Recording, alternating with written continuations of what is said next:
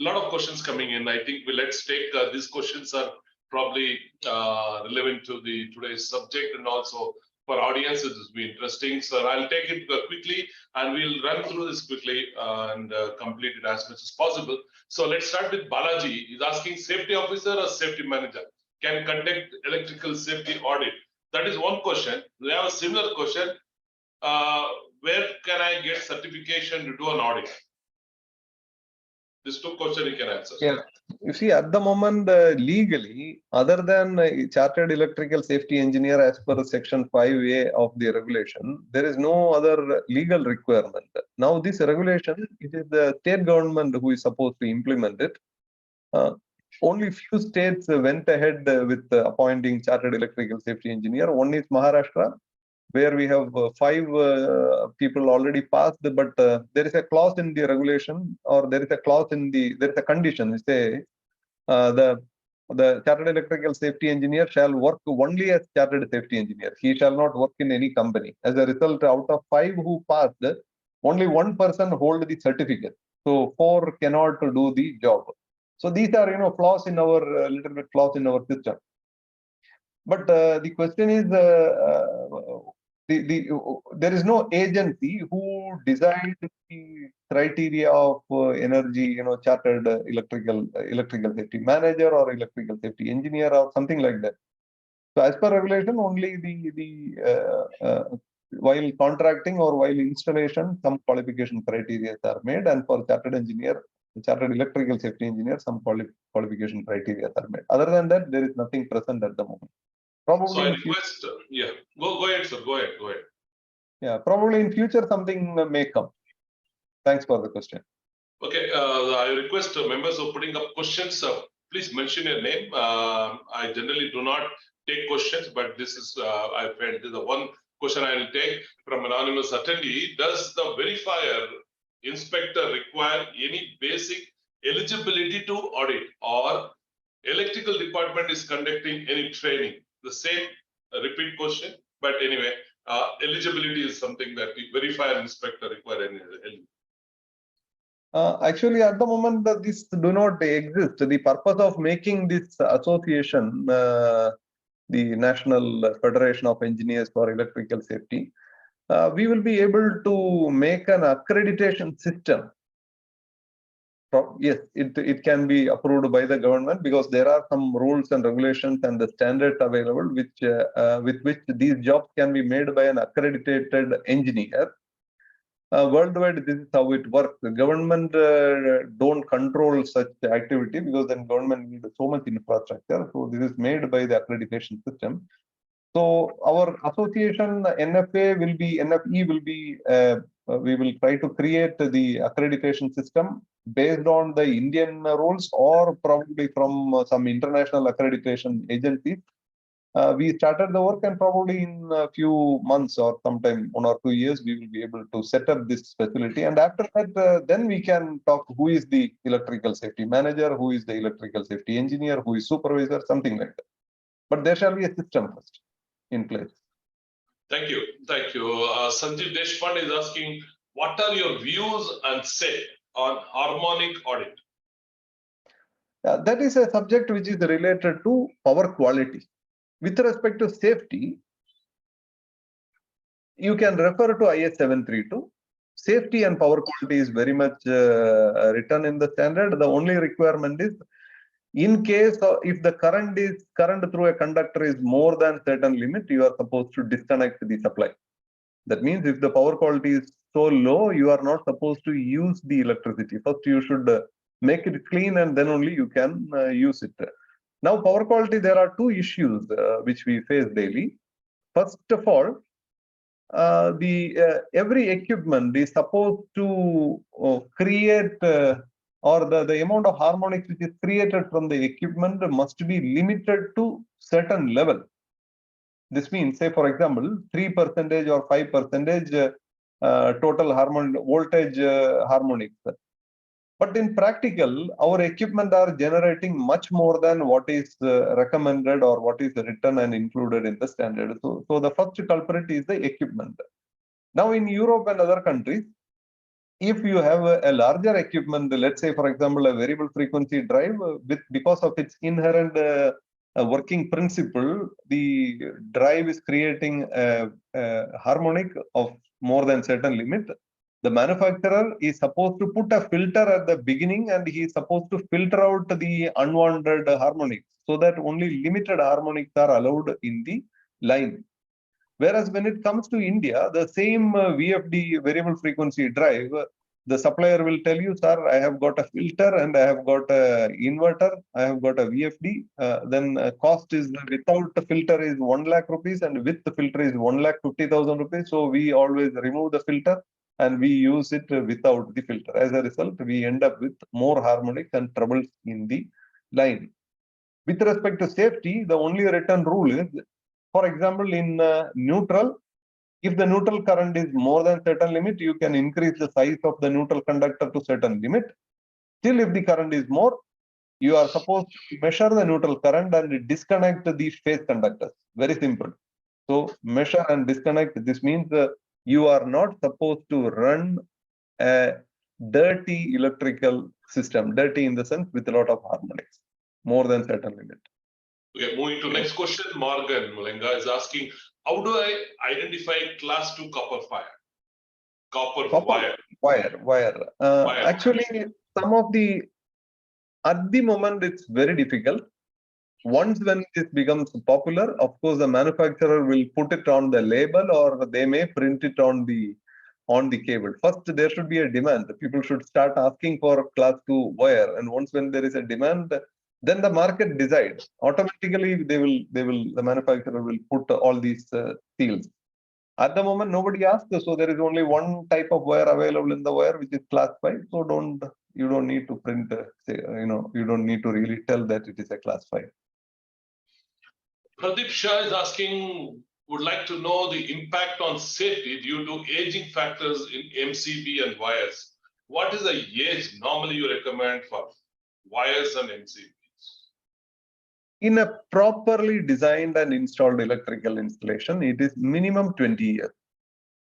But this means the minimum is not, this is the average. The minimum is 20. It can be an average of about 30 years. And if you are maintaining it with correct periodic verifications, then it can go even up to 40 years. For example, in Europe, let's say in Belgium, for residential purposes, the frequency of periodic verification is about 25 years. So initially you do, once when you start your house, the electricity in your house, you do the verification, then the next verification is after 25 years. That means the life of the installation is at least double of that. So I would say the answer is, let's say 40 years in a properly designed, installed and verified installation. If these three things are not carried out, probably 5 years. Sachin Patel is asking, as a verification is quite difficult during audit or inspection when system is working mainly in hospital and commercial building, how and who can do such inspection to get actual result for further improvement? Yeah. Mr. Sachin, actually the concept is once when we start, initial verification is 100% mandatory, and all the defects which we see in the initial verification must be rectified. Then only we are supposed to run the electrical installation. However, this concept is quite new in India. It do not exist until now. Now, imagine you have a hospital which is already running. Of course, verification is possible. Not 100%, probably 90% it's possible. The measurement, say for example, if you wanted to look at the resistance of a conductor, of course you have to switch off the line and we have to measure practically the resistance of the conductor. But the advantage of this periodic inspection is we have the habit of using electrical appliances, which is sometimes very difficult to understand. One such device is the stabilizer, the voltage stabilizer. Voltage stabilizer adds impedance into the line. Impedance into the line means that automatically the fault current is less. This means the disconnection, you are losing the safety.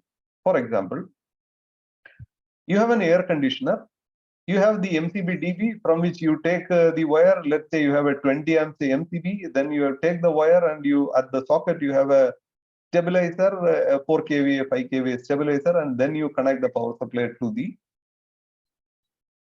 air conditioner.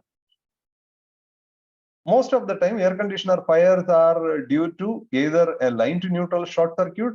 Actually, internally, there is a fuse which is supposed to disconnect that particular short circuit, but the current is not sufficient enough to disconnect that fuse because the stabilizer is adding a series impedance into the line. As a result, the current is lesser. Over voltage or over current, it will work, but not for instantaneous current. Similar is the situation with earth fault. Instantaneous tripping of the MCB may not happen.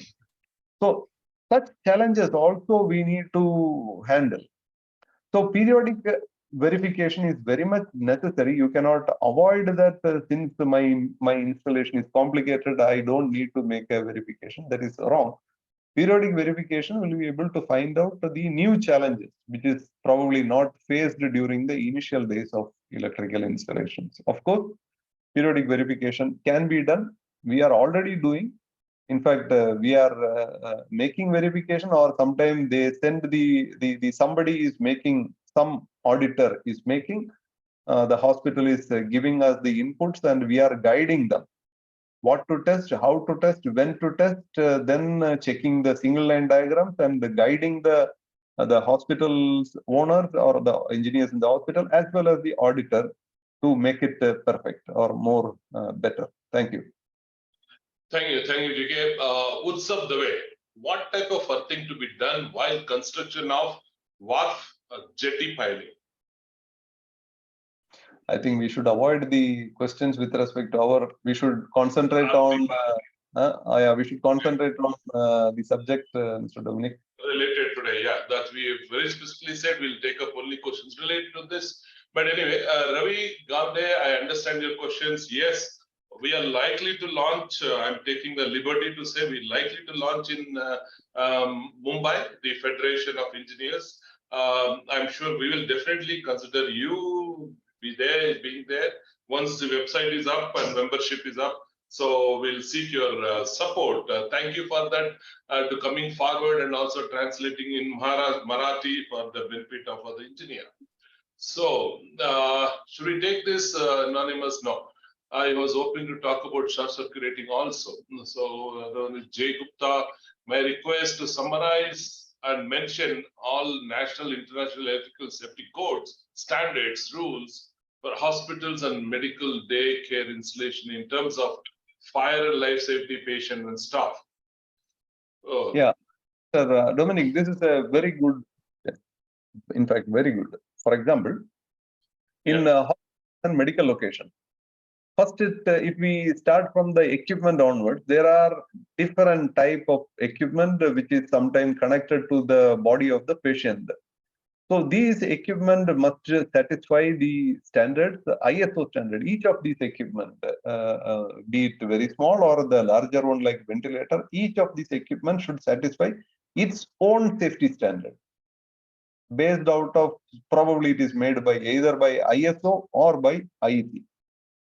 Once when you plug these equipment into your electrical installation, of course, the other safety installation standards are applicable. If we tell the number, for example, equipment, for example, ventilator alone, I think there are 6 or 7 type of ventilators, high frequency ventilator, some emergency ventilator, I don't remember it exactly. You can find this information in the ISO website, International Standards Organization, ISO, in the website. Thank you. Thank you, sir. Ravi Gowda again is highlighting something which is very important for all of us to know. He's saying in many rural areas where LPG bottling plants, pumping pipeline stations are managed by civil or mechanical engineer for HPCL, BPCL, which are government companies, and they do not have dedicated electrical engineer, or even the contractors do not have license also. what government inspectorate doing for such situation? These are hazardous industry in remote areas. So, he's suggesting, I think Mr. Apau or somebody who was the electrical inspector, how do you ensure that qualified people maintain this system? Actually, I would like to add another point here. More than somebody going and inspecting, whether the systems they follow, are they in line with the advanced things? For example, the LPG bottling plants or this the pipeline, cross-country pipeline, every, I think, 50, 60 kilometers, there is some control center. These installations are made based on OISD, Oil Industry Safety Directorate guidelines. This guideline, Oil Industry Safety Directorate, it's a government organization where the members of this organization are deputed from BPCL, HPCL, all the petroleum companies.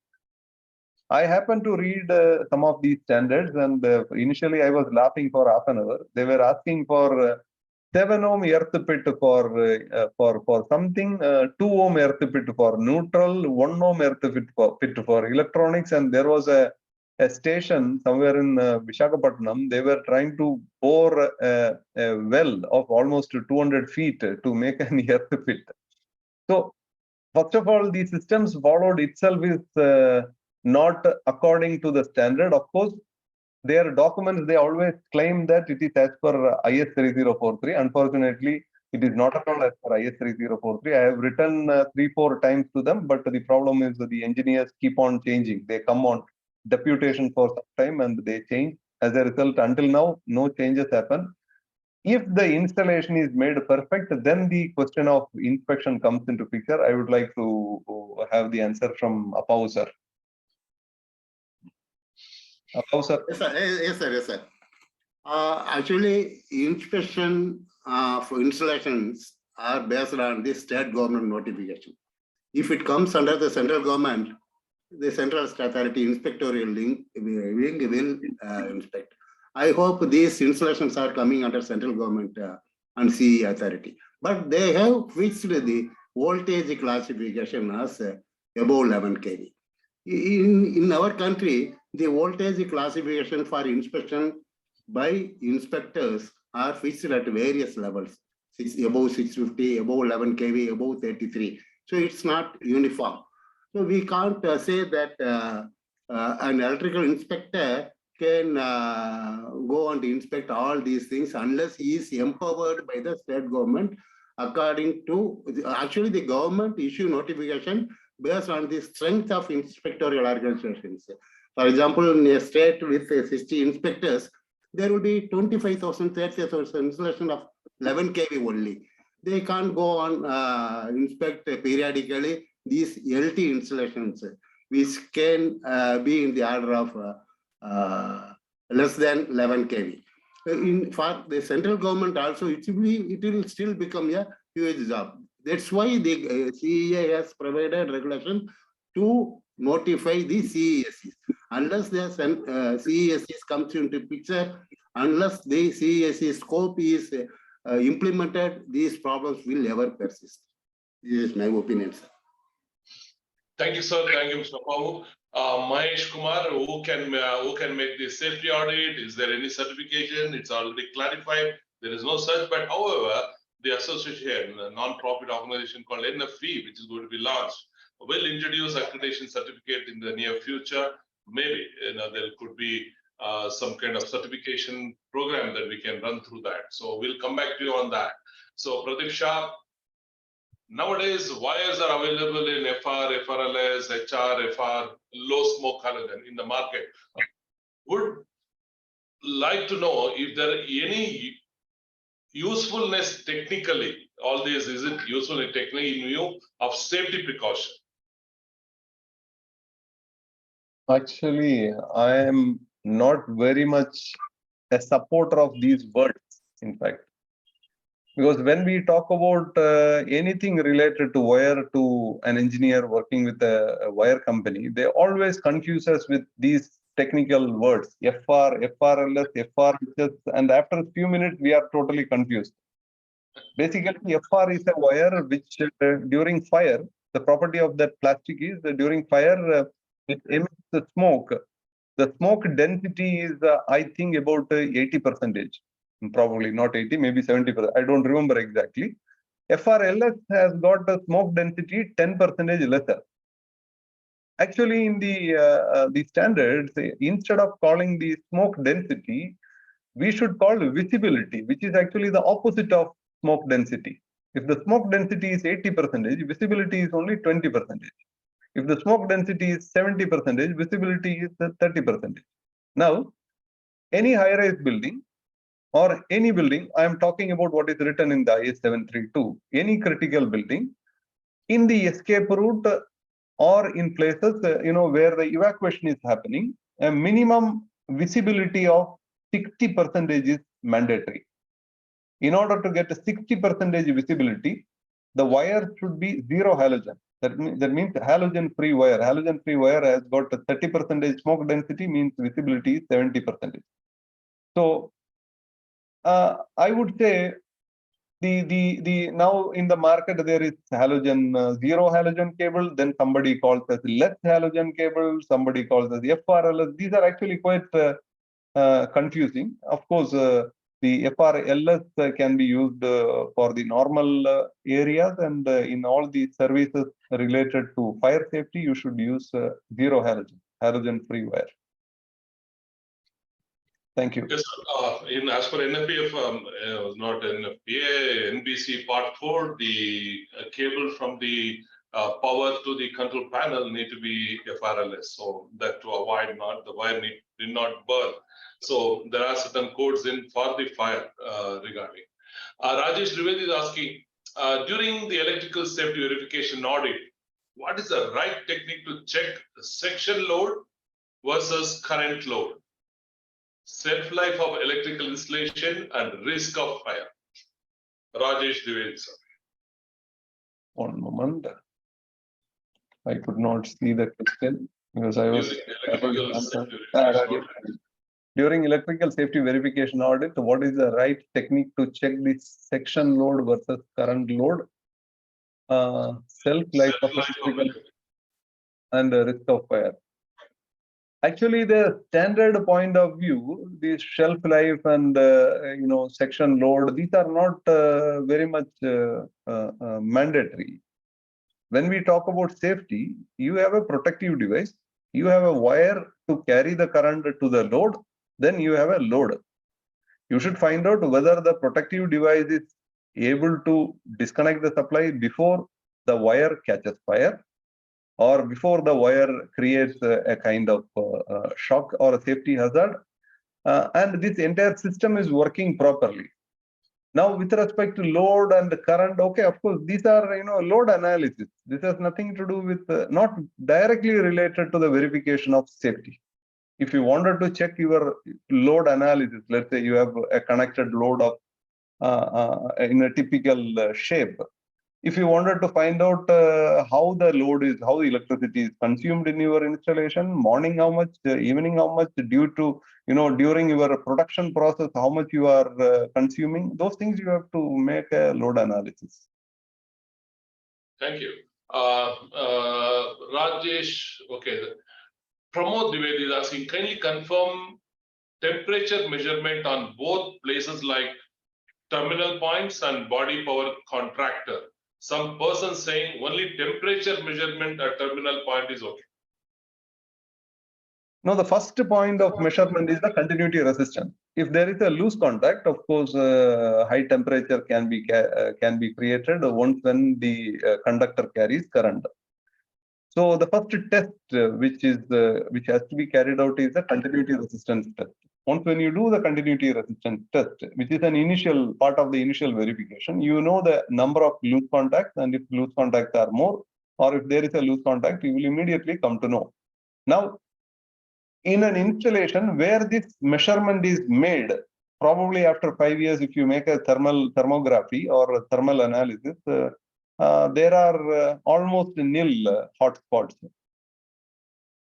First, you should make this 10 testings, or first you should make the verification proper. then you should start checking whether it is creating, probably, checking with a thermometer, a digital thermometer, it can be a part of a routine check, but it is not included in the verification process. Thank you. Nikhil Jain is asking, can we recommend lightning arrestor in a storage shed where cotton fiber is stored and no electrical fittings are there? Actually, this is not related to our subject, but anyway, of course, if there are cotton or some material, for example, in the northern part of Chennai, 2 years back, there was a lightning and the entire shed where the tobacco was stored, it caught fire. There was no electrical installation. It caught fire. Of course, if you don't have a lightning protection and an equipotential bonding, lightning will create a spark over inside the building, which can catch or which can ignite a fire on the other materials, which is a disaster. I think Ullas Vajra is just clarifying, during electrical safety audit or verification, thermography plays an important role because what you can't see in naked eyes can be seen in thermal image. 100% verification is impossible because 99.99% client won't allow you to shut down the whole to measure the loop impedance. Is it correct or wrong, sir? No, loop impedance test is an online test. You don't need to disconnect anything. You don't need to disconnect any of your equipment. It's an online test. So if you cannot make an offline, of course, insulation resistance you need to switch off. Otherwise, some of the tests, I don't know whether you have noticed, I have put as green and red. Green are in off condition and red are in on condition. Most of the tests which has to be carried out periodically is included. These are online tests. You don't need to really switch off. Number two, whether the thermography, of course, as a mandatory verification, thermography is not yet included in the IEC standard so far, as for the low voltage application. But as an additional, you make the first verification very clear as per the standard, then over and above you do whatever you want. As an additional method, you can do it. But by making only thermography, don't expect electrical safety in your installation until and unless these 10 tests and 18 inspection points are not made. So Nikhil Jain, this is something even I wanted to know. I know it is relevant. I wanted to understand why we should recommend metal conduit over plastic ones for wiring. Yeah, it is mainly in exposed places for mechanical reasons. Also, in case of plastic, the fire, the chance of smoke is much more, which is actually killing people. But inside the concrete or inside the sealed places, of course, plastic is possible. Exposed places, it should be metal. But I think most of the time we use the plastic even in the exposed place. Yeah. So Davis Alaphadan, how can we audit thousands of electrical installations, buildings? With limited electrical inspector and chartered engineer, verification is almost impossible. Do you agree?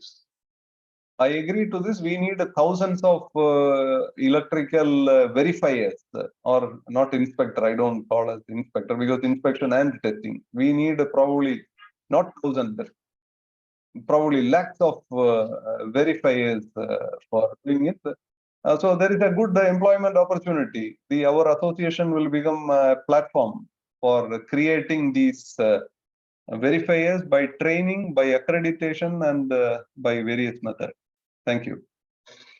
Sir, Jay Gupta, the question is big, but seems to be very relevant. Shall electrical safety inspector rate, AHJ of the respective state, make it mandatory, compulsory for hospital facility before granting occupancy certificate, license or renewal to such critical infrastructure to use most appropriate and standard electrical cables, wire and appliances?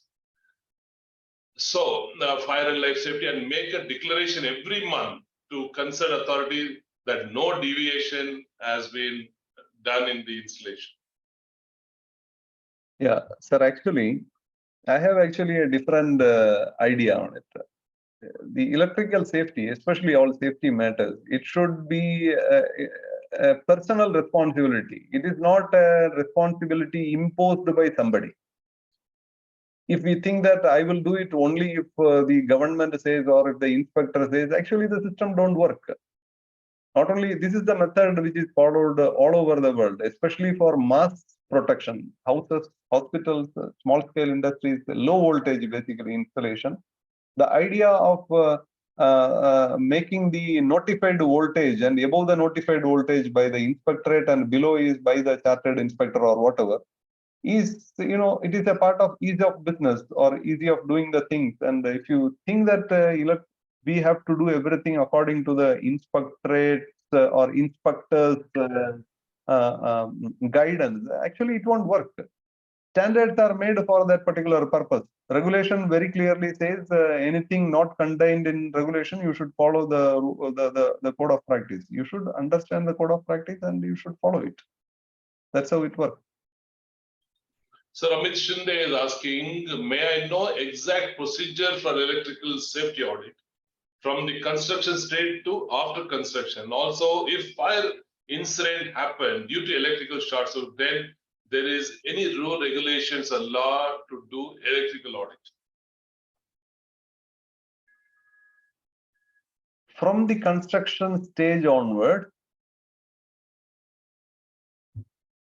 sorry to say that it's not audit, it's verification. From the construction stage onward, there are, if you look at rules and regulation, no, there is not much. But there are standards available, code of practices made by Bureau of Indian Standards. They are already available. You can refer to the code of practices and you can follow what is you can follow the recommendations of those code of practices. Okay, we have a few more questions, maybe 5. We'll run through this fast. Good afternoon, sir. I want to participate. Dominic, also somebody had raised the hand. Probably, if raise anyone. The hand. So I thought, let me complete, then pick up them. Those who raise the hand, we'll allow you to speak. Just give me another 2-3 minutes. So we have another 5 more questions. We'll complete it and take it. So you keep your hand raised. Lakshmi will allow you to come on to the screen, and it's only a voice. You can overtake. Sir, Amit is asking. This is a very informative. I want to purchase IS 732. Where can I get a copy? Oh, it's very easy. It's free. You can go to the BIS sales portal, create an username, password, and download it free. Amit, hope you got the answer. Yeah, Google BIS sales portal so that you get the correct link. Okay. After your answer to the one about stabilizer, Smriti Ranjan is asking, can we remove stabilizer from AC? Actually, nowadays, most of these equipment, nowadays voltage fluctuations, especially in cities, voltage fluctuations are that bad in comparison to the olden days. Number 2, most of the air conditioners, the inverter air conditioners, which is coming in the market, they claim that the stabilizer is not required. So it is better to remove it if we think about safety. Okay, would you like to take Pramod Dwivedi's question? It's quite a long question. Oh, in the premise, short circuits are happening frequently due to loose connections with fixed electrical socket, which are mounted in wall with multi-plug extension board. In panel, RCCB 30 milliampere is installed, but it takes more time to operate. You should understand that the RCCB of 30 milliampere, that will protect only against earth leakage or earth fault. Most of the time, the items which we plug into the extension board, they are class 2 equipment. Say, for example, mobile charger or sometime laptop chargers and all, they are class 2. The RCCB is of no use in that particular case. AFDD can protect, of course, in the new National Electrical Code, especially bedrooms, AFDD is recommended. The third part is if you have so much equipment, of course, number 1, we are not supposed to use this multi-plugs or putting so many plugs into one socket. It can create sparking and problems, but AFDD is a solution for that. But if you have an AFDD and if you still continue to plug in, AFDD will trip. As a result, you may not be able to use your electricity. You should also keep this in mind. Thank you. Okay, thank you. We have 7 minutes to go. Chatur Vedula Narsimha Murthy, you have any questions, please unmute and you can talk. No, sir. It's a You good don't session. have any questions. All doubts are clear. Nice Yeah, to thank hear that other questions has clarified your doubt. Okay, thank you very much. Thank you. Okay, Pranav, you have anything to ask the speaker? No, he has changed his raise hand. Now Mr. Kalyan Srinivas, who has raised. Morgan also there. You would like to talk? Hello, sir. Yeah. Hello, sir. Hello. Good afternoon. Can you get me? No, tell me Morgan. Let Morgan talk, then Kalyan will talk. Hello, Okay, sir. okay. Good afternoon, sir. Let me mute. Myself, Kalyan. Hello. Yeah. Go ahead. I can hear you. Sir, and actually, capacitor banks, harmonic conductors is connected in my electrical department. In this panel, 415 volts contactors reduce ITHD. That purpose are connected to this type of harmonic filters are connected. But sometimes the contactors are suddenly burned, but not protect that type of contactor fired and any short circuit. But please give me your suggestion, sir. So Srinivas, I am unable to get the question. I think you were asking, you have contactors, the mechanical contactors in your automatic power factor correction or in some of the panels, and these contactors are burning. That is the question. Of course, if you capacitor switching and the contactor burning is quite common because the inrush current of the capacitor is quite high. As a result, the contactor joints get either welded or it gets damaged. I really don't know how this problem is solved. I have seen some of the companies, those who are having special capacitor duty contactor. You should use those kind of special contactors, not the normal one which is used for motor duty. Or Thank other option, you use a thyristerized controller. Yes, thank you, Mr. Riaz. Yes, thyristor, the semiconductor-based switching device, which will switch on the capacitor during the zero crossover. So, I think Mr. Pranav, I think there is no. Pranav not answering. Ashok Rane, is anything? Would you like to talk?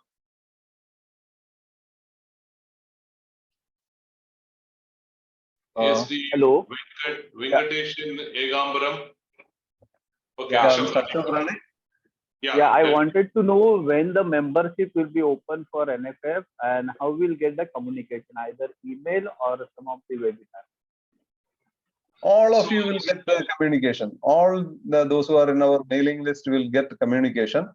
We are working very hard to make it. But unfortunately, due to our various travel and other schedules, it is getting delayed. Definitely, you will get information. Mr. Dominic, Thank you. Yeah, Ashok, we'll get back to you because we have your mail ID. We have almost 8,000 to 9,000 people who've been attending. So everybody will get an official mail, an invitation mail to visit the website and enroll as a member. And also we'll be launching this in the month of February. So updates will be given as we progress, as we develop. You will be getting the intimations about it. Anybody else? Okay, Venkat. Thank you. Thank you. Tell me, sir. Thank you. So, I think it's time to. Venkateshan? Yes, sir. Good afternoon, sir. Yeah. Sir, we have recently installed on-grid solar system in our IRS buildings. that is connected parallelly to our class 4 system. We have one doubt for suppose we are doing maintenance in class 4 system for regular maintenance time. Any further isolation is required in on-grid connections, power supply connections for safety. So that means you are, while making the maintenance in your regular electrical installation, do you need to shut down the inverter of the on-grid systems? Yes, sir. Exactly. Of course, these will be a part of your panel board, and this will be a part of your process. Yes, sir. It is required. Part of the process, sir. What I'm suppose anything feedback return back feed from solar to class 4 is possible, sir. Actually, what do you mean by class 4? Class 4 means our power supply, EB power supply. Okay, it depends on whether your electrical installation is your solar PV inverter is electrically isolated or electrically separated or not. There are two types of inverters available. One is electrically separated inverter and the one is without electrical separation. Actually, we discussed this in our last program in detail. If you go to the website and look at the video, you will be able to understand. That time. You can look at the video. Okay, Okay. last question. I'll ask Avinash if you are there. You can take up this question. Avinash. Okay, we'll close. Hello. Avinash. Okay, Avinash, go ahead. Last question. Yes, sir. I'm Avinash Mohite from Sangli, Maharashtra, and I'm a fresher electrical contractor in this field. And my question is, how can I enter the electrical audit or electrical verifier field? And how can where can I learn all the details and professional electrical auditing field? Sir, as I said, we are launching this non-profit organization called NFE. So we will be doing a lot of courses, accreditations, and all that, and become a member and keep watching out various trainings, workshops, and this thing. So over the period, you will able to get certain knowledge and certifications and all that. That's what I can at the moment. I can tell you, we are now just a minute away. I would like to request all the participants still who has doubts, still who are unable to speak. We have given Mr. Gopakumar's mail IDs and mobile number. I would prefer you to mail because phone is not appropriate because he is already flooded with continuous phone calls. Please write to him. His office and his assistant also can help you in answering your questions. Second, Cape Electric, has been doing a lot of free knowledges, and Gopakumar as a person has been sharing his experience and openly saying what is right, what is wrong. They also do audit, they are a professional body, and they also have divisions to do fire safety audit. Those who are interested to audit, please write to them directly, and they will be able to guide. And those who would like to get involved with SOL, which you can see in its background, which is safe operation, low voltage electricity, you can get more details on that also too. So last closing remarks to Mr. Gopakumar. Actually, Mr. Dominic, we don't do audit, we do verification. Oh, I'm sorry, you told me. The word audit is not the right. So yeah, actually, in a lot of places, how the relation starts is customer, after attending some of the webinars or through some channels, they get in touch with us and they say, last year we did an audit. This is the report. How we can improve it? Then the discussion starts, and probably the audit is done by the same person itself. Only thing is, under our guidance, they do it. So we are actually working like a channel in between the customer and the auditor. Of course, we also do, in some critical cases, we also do the audit. So thank you very much. Thank you. So we have already given you a link for the part 2 webinar, which will be held next Saturday at same time, 11 o'clock. You can please invite your friends and colleagues. Today we have 830 participants. Out of that, almost 400 people attended, which is around 50%. Exceptionally good based on our experience. And I'm sure the next session, next Saturday, part 2, we'll have many more participants. And your participation, comments is inspiring us. These are the things that motivate us to do more and more. We welcome your testimonials. What do you feel about this webinar? How it helps you? Maybe in some cases, you're able to take this knowledge and implement, and the customer is happy. Continue to write your comments, write your testimonial. We would like to put that in our website and say, such a person gained knowledge out of these various webinars that we've been doing. So thank you, Apav, and all the gentlemen who also came on board. Thank you very much. God bless you. Have a wonderful, safe weekend. And we look forward to see you again on next Saturday. Till then, stay safe. Thank you. Bye-bye. Thank you very much. Bye-bye.